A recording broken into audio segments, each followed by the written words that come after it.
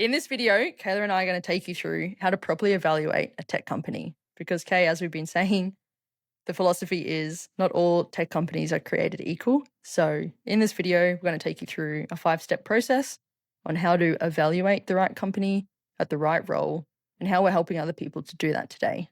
So, Kay, what's the first thing that we're doing in terms of helping people to actually understand the right move into tech sales? Absolutely. So the 5 framework we're going to go through really starts with looking at the total addressable market. We'll then go through how to evaluate a product market fit. Then also looking at like the financial strength of actually the company and the run rate, what they have in head of them. Going through questions that you should be asking through the interview process around quota attainment and also the leadership and culture of the company. Now, I think we're going to walk through this 5 step framework. But essentially, what's important to take away from this, everyone is starting their own journey at different parts as well. Because ultimately, if you are someone that's trying to get into the industry, maybe you need to crack in to the maybe tier 2 or tier 3 vendor, potentially going to that tier 1. But we're almost going to break this down as like the ultimate darling child. But then also you could start at different areas of that and then also work your way up into those companies as well. So starting with, I guess, the TAM, which we would call it in the tech space, which is just an acronym for the total addressable market. But really here we're looking at the market headwinds.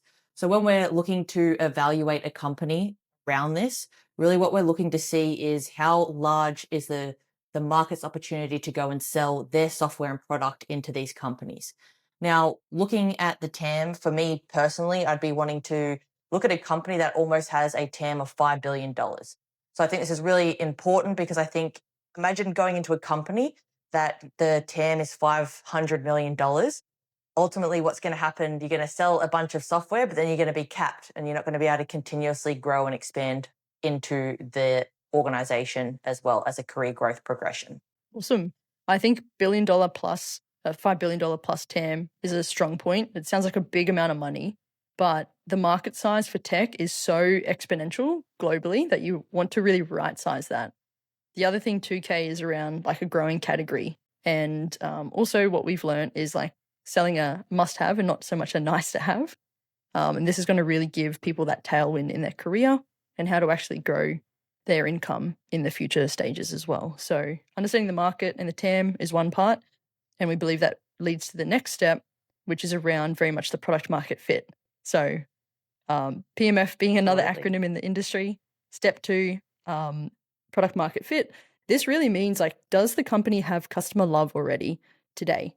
Do they have big logos? Have they got traction around basically inertia that you can join and take that to market? Because product market fit means that you're going to be able to have customer conversations and get those sales outcomes that you're looking for in a tech sales career. Yeah, absolutely. When it comes to like product market fit almost as well, Gabe, like if we just go back to that TAM side of it as well, is obviously the market's really hot right now of AI, of course, like they're saying it's that $1 trillion TAM to go after. And I think when you're looking at which sector of technology to get into, whether my top picks would essentially be looking at like AI companies, cybersecurity companies, the infrastructure. So really important to highlight like NVIDIA and these other companies that ultimately AI needs to be run on the infrastructure of where this is all going to be held as well. And then also the data type companies. So they're sort of the 4 industries that I'd be looking at that have the largest TAM. When it's coming to, I guess, point 2, which you were highlighting around the product market fit, when you're evaluating companies to go work for in the tech space, what happens is these organizations are in like series or stealth mode. So they're just kicking things off. And I think there's a lot of companies out there with a lot of hype at the moment around probably having like a product or a feature. And that one product and feature can be really hot and valuable for one certain thing. But like you need to look at like this platform play. So does the company have a whole platform that they have heaps of product and features to be able to actually make a really large impact? And when you're evaluating those companies, to go work for, it should be really clear on even their website, looking at their customer case studies that they have. Are they working with like, really important logos? Because I personally wouldn't want to be going to an organization that doesn't have already like 100 customers. They've probably already got at least 45 to 60 mil in ARR. So annual revenue, recurring revenue. Because I think if you're going into a company that has less than like 50 million ARR, I think it's quite risky because ultimately they don't have that scale yet to go beyond to actually meet the TAM or their evaluation of hopefully $1 to $3 billion as well. Yeah, and of course, Kay, you're speaking from a point in your experience which is heavily geared towards a startup company, which we can get into in a moment too, the difference between a startup, a scale up, or a really established enterprise vendor. So when you take a look at the market, product market fit, you're talking 50 million plus ARR. Probably my view is if you're not targeting like the down and dirty startup, even a company that has 200 million plus of annually recurring revenue is a great place to be aiming for. We'd be starting to look at more scale ups and most likely in earlier stage companies that have had 4 or 5 rounds of funding from a VC perspective. So I think there's a really important distinction there. And Kay, I know also looking at even established vendors, again, depending on the person, you want to evaluate what that right size company is. And there's definitely a distinction between really evaluating the size as an extension of that. As we mentioned around the ARR, the customer case studies as well on the website. Some of the things I'd be also understanding during the interview process is like how many customers are churning, how long have customers actually been on their platform. Now, we're in an interesting time of the market where we have a lot of great tech companies starting and they were only founded like 2 years ago and they have massive growth. But I think some of these companies that have been around 5 to 10 years with the new AI wave, they're actually in a really interesting pivotal moment as well. They've kind of got product market fit, but now how can they expand and scale? And what we're seeing at in the market right now, Gabe, is like there are so many companies now hiring, like the market's really hot, looking to expand and grow. So that's something to look at around the customer churn and how long a customer has been a customer for many years. Amazing. We've sort of blended the 3 steps together there with understanding the TAM in the market, secondly being product market fit, and then the third being really assessing the revenue and the financial strength of the company as the 3 first steps. That then leads you into really understanding how to be your likelihood of success in the role and in the company.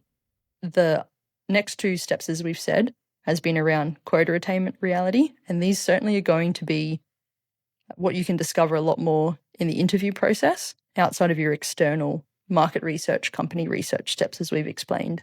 So, what's our advice, Kay, when it comes to assessing the potential to be successful in a company, particularly as it relates to the reality check with quota attainment and setting yourself up for that long term growth horizon as well?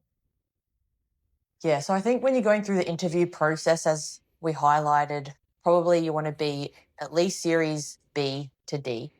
We want to make sure that the ARR is 50 million plus. We want a valuation, greater than 1.5 billion dollars.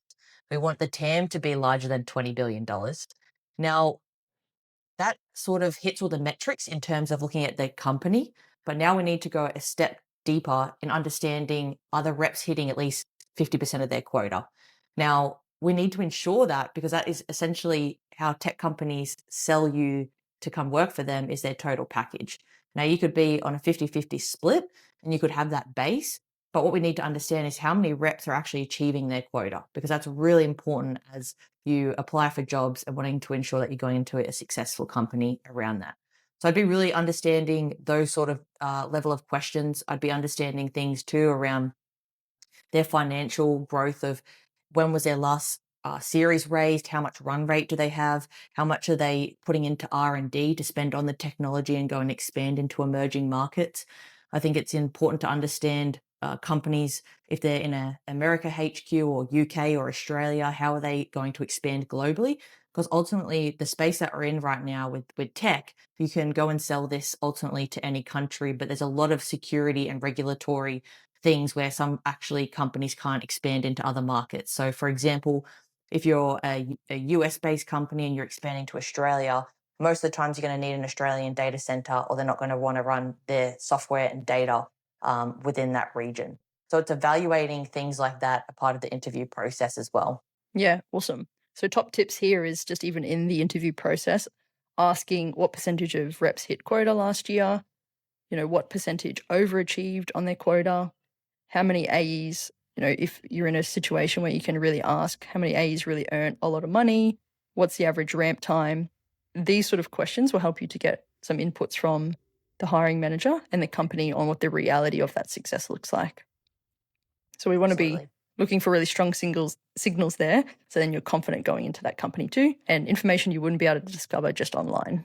I think a really important thing to highlight through my experience as well, and when I'm also looking to evaluate companies, is certainly around obviously that leadership but promotion velocity. So when you can easily see and do your own research on LinkedIn, and say if you're applying for an organization, you can go there and understand, potentially if you're going as an SDR role, are SDRs getting promoted into AEs over time?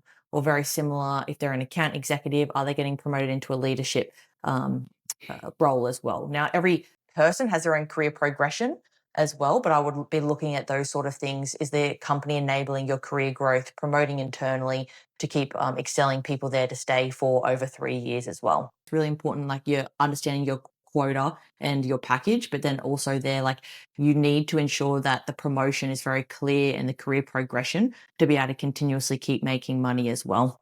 So, Gabe, when we're looking at these 5-step framework, obviously, this is talking more around how to evaluate a company and some of the questions that you could be asking during your interview process to understand if this is a good product and company to go work for. But I guess, in your opinion, what do you think the pros and cons are of a startup or more of an established vendor? Well, back to the point, all companies aren't created equal. So I've got experience working more in the established vendors. I came out of the army and landed a really big logo being SAP in a commercial AE role. And I do really believe that gave me a strong foothold that really expanded upon the career growth that I was able to have, particularly not coming from a sales role at all or really any sort of tech company or IT industry.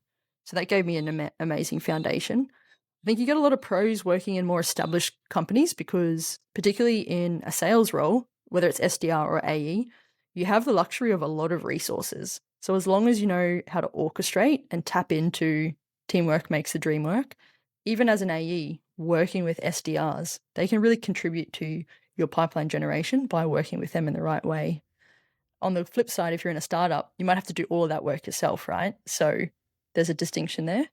Another pro with an established vendor is if you're outreaching and speaking to new prospects or speaking to customers in an upsell motion, if you've got really strong brand recognition or at least some sort of engine of marketing behind you, that can also go a long way to moving the deal forward and progressing a sales cycle. Otherwise, it's very scrappy and it can be a lot of market work as you build that too and get to a cycle in the future where you're starting to get traction. So I think there is pros and cons to both, of course. My experience being in big vendors, even now, we're very well recognized. We have just a huge army of firepower behind us in terms of go to market, and we're super competitive and we're a market leader. And we're an evergreen growth company. So we still have this hyper growth scale up trajectory because of the innovation DNA behind the company that I work for. So again, can really depend, but lots of pros and cons to both. Yeah, I think we were talking about it earlier this morning on our walk too, Gabe. When it comes to more established vendors, they would more likely have a platform, whereas a startup scale up is, I guess, more of a point solution, and they're growing out their platform, but they really have like maybe one or two really key things that they're impacting the business. Whereas the established vendors, they already have their strategic initiative and alignment with the customer, and ultimately they're going to keep coming back to you to keep buying more product from you.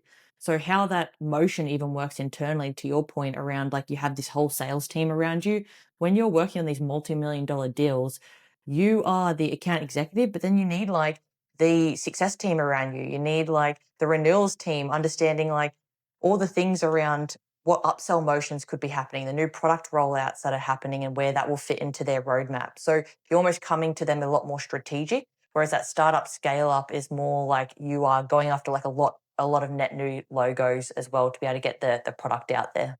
Yeah, and also from a market perspective, the way I like to think about it is a startup is fundamentally going to be disrupting really established companies and going after market share, particularly if it's in the same domain.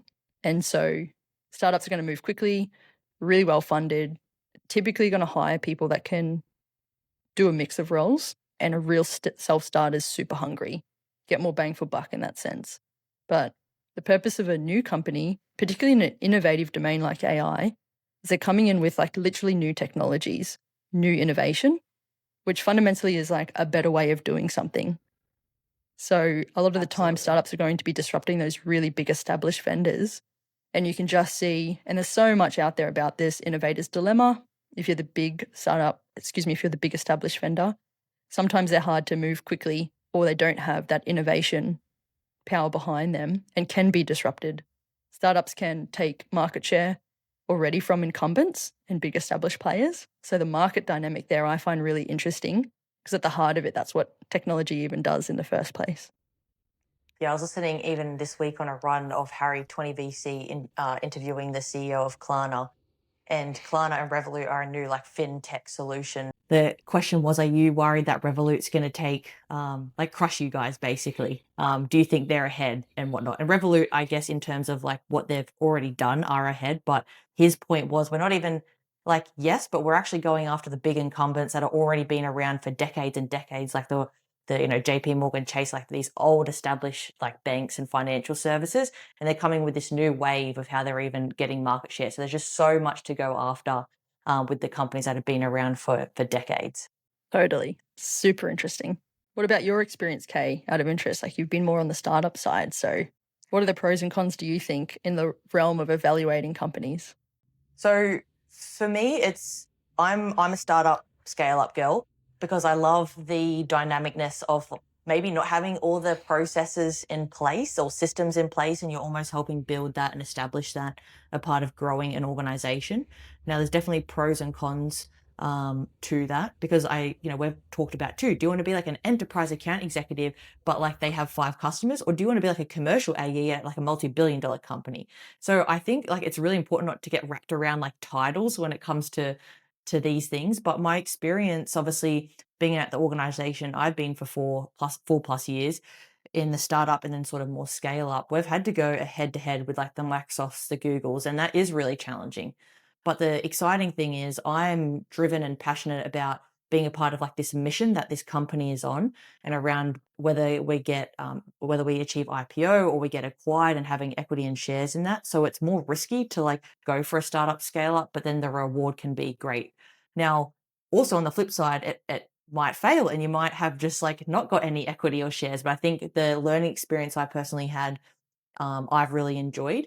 However, now we're in this new wave as well that we actually see a lot of large companies like the Microsoft, the Googles, the ServiceNows, the Salesforce. They're actually acquiring a lot of these small startup companies. And we talk about this analogy of like who's going to win the front door at the moment, and sort of where I pivoted to into the company that's just recently acquired us is like we're almost like a startup within this really large organization. And I talk to a few friends that are actually working at Google, and right now what's happening is like Google and all these large companies are actually spinning up a lot of like these new divisions because they actually need to run really fast. And they've sort of got this like they're not chained to what like sort of the processes and policies, because it's like we're trying to go win the market in the AI race. So my experience is like I very much like startup scale up, but again, I would actually, in my experience, I joined the company I was at when it was around 60 to 80 million in ARR. But I would, if I was to do it again, I would actually make sure it's at 150 million in ARR as a minimum, is my personal thing. And not because um, of it's better, but because I've done it when it's smaller, right? So I've had to do that more gritty where there wasn't many resources or things like that. And so now I would just join it at a different time because of different experiences and things like that that come with that as well. Yeah, love it. And even to the point before, you were in the hypergrowth startup from the 50, 60 mil ARR. You joined at an entry point, really, which was like a senior SDR/SDR manager. Then you were able to fly through the ranks because of your performance, really through that AE track, which we talk a lot about, and even through commercial or mid market through to enterprise through to strategic over that 4 to 5 year period. And then really interesting in terms of the difference between a startup and established vendor, a big established vendor who you guys were disrupting in a certain area or the innovation around AI, then went and said, right, we're going to buy you. And the big established vendor bought the startup because of the value there and just how quickly the market moves and the technology and innovation behind that. So everything's like really linked in that way. But I just think, again, back to evaluating vendors, tech companies and roles, you've got to take almost 4 to 5 different evaluation criterias and evaluate the opportunity that you have at hand with all of those different high-level market movers and factors and inputs into making that decision.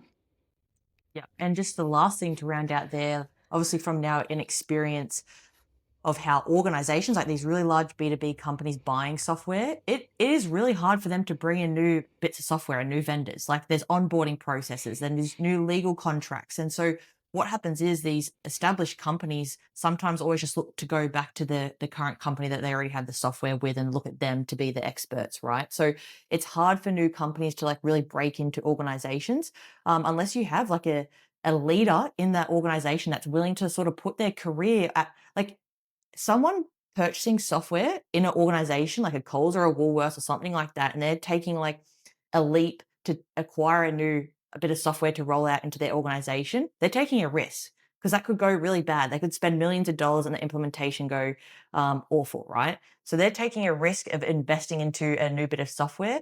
But most of the times, as people don't like to take too much risk because their career's in jeopardy, they might go back to the same vendor that they've always been used to purchasing. So I think that's important when you're selling software is like to also find the people that are willing to take a risk as well. Risk versus reward being also as it relates to the type of company, startup versus established, but also how that also translates into the OT and the remuneration package, because equity in the company, this will look differently too throughout the years. That exit and that growth, all those factors will vary depending on the archetype of the company that's selected. Lastly, on to round out this, when you're looking at organizations, I think it's important to understand the size of the deal that companies are selling, right? So is it like 30K deals or is it like 100K, 500K, $1 million deals? I think you want to get into an organization that has sort of like a plan where account executives are already closing $1 million deals or they have a path there to do so. So ultimately, because you get paid commission, a percentage of the deal. And if you're closing more multi-million dollar deals, you're going to make more money, obviously, there. So I think that's a really key part to evaluate. But I think the reality is you're not going to get into your first entry tech role and start closing $1 million deals. So you need to get those wins under the belt, and it will start as a mid-market account executive or maybe an organization that's doing, 50K deals, but the velocity is a lot higher. So once you go to these more multi-million dollar deals, the sales cycles are like anywhere from 6 months to like 2 years, right?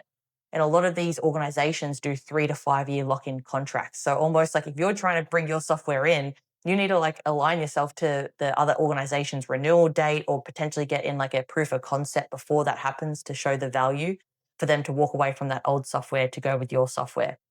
And all part of that, there's yearly reviews, they do their budgeting and things like that. So it's a big cycle to be able to bring in new software.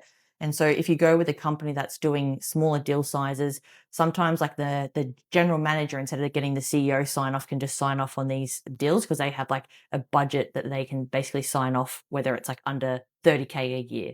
So I think I would just be looking at those as well when you go into companies around, do you want high velocity and maybe you have to close like 5 deals a month, or are you closing like 1 to 2 really large deals a year and it takes you a whole year to go through that sales cycle? I think the point here, Kay, is people's circumstances are really different, particularly understanding where you're coming from, looking to evaluate a move into tech sales. And tech companies, certainly, as we described, they can be really different, particularly the opportunity, where they're at in terms of the stage of growth. I think the most important thing, taking you through a 5-step process is one thing, but again, it is really circumstantial for people. And then looking at that longer term pathway too, in terms of how you grow a really meaningful career. So what Kayla and I really suggest to people is just making sure, again, the framework around the right company, the right role, the right salary, but really importantly, setting up like a strategic horizon for in 2 to 3 years' time onwards, you are really looking to double or triple your income in terms of your starting point. So that's a really good framework in terms of how to actually think about going about it. And again, our experience sort of shows that that is possible over a 5, 8 year career, respectively, working in either a startup or a more established vendor. So just different ways to go about it. Thanks for tuning in today, and we're helping other people crack into the tech industry or help them with their career progression of how to evaluate which company is the best for them. So please click the link below if you want to learn more about what we are up to. So we'll see you in the next episode.